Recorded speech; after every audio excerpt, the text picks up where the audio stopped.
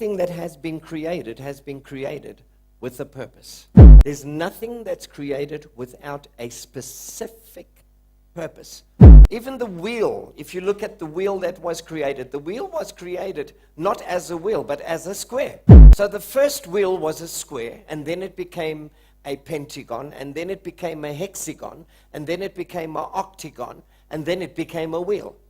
So you can imagine the first guy was not riding smoothly. He was like, okay. So if you look at someone like Elvis Presley, who created rock and roll in his era, his life is designed for a specific purpose. He was born for a time such as that. His whole life, he started out in a church. Where did he start out? With God. If you look at all the people who created anything, you look at their lives, you find out God was a big part of their creation. So Elvis Presley, thank you very much, was created for Elvis Presley was created for one purpose: rock and roll. The king of rock and roll. He changed the history of music from an era where music was dull and boring to a music that was called rock and roll, and they said it's satanic, and today rock and roll is one of the biggest things in the world. Alexander Graham Bell created the telephone. Without his birth, without his life, we would not have cell phones today, because of one man who realized his purpose. He never gave up until he finished what he was created to do. The same with Thomas Edison, the man who created the light bulb. We would be in the dark ages. Not that we're not. I mean, with Ekuleni around, we got no power whatsoever. I mean, there's mind power, there's black power, but these guys, there's no power. I mean, at the end of the day.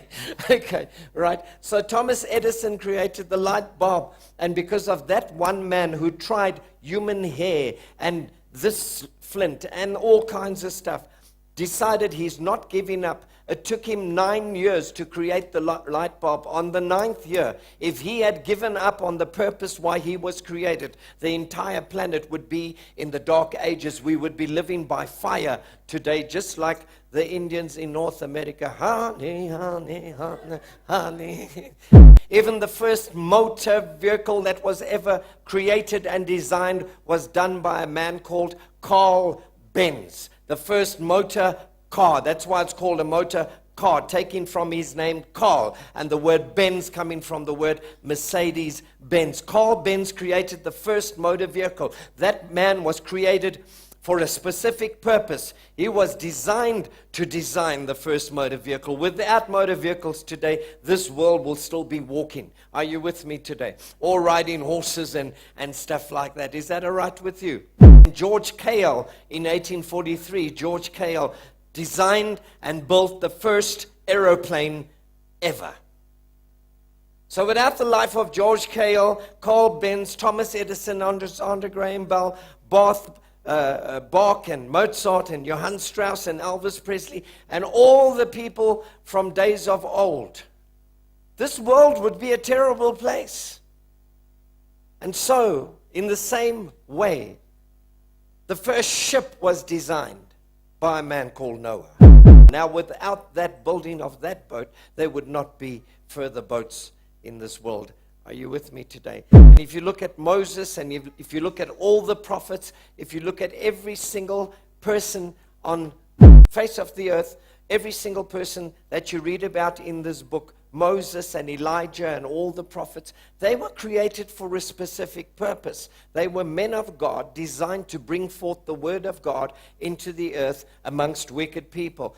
If you look at the life of Joseph, Joseph was born in a place where his brothers hated him. They hated him to such an extent where they plotted to kill him. And so they timed it and they plotted, and when they got him alone, they dug a hole and they threw him in the hole, and they sold him to the Ishmaelites, and they took the coat the father gave him. And he was sold into a group of people called the Ishmaelites, and Nobody realized, not even his 11 brothers, that by throwing him in that hole, they were fulfilling his true purpose. If you take a simple thing like a steak knife, a set of stainless steel steak knives that are the serrated, jagged edges, engineered specifically to go through a thick 500-gram steak, so that when you cut that steak with a steak knife, you don't battle, it slides like butter.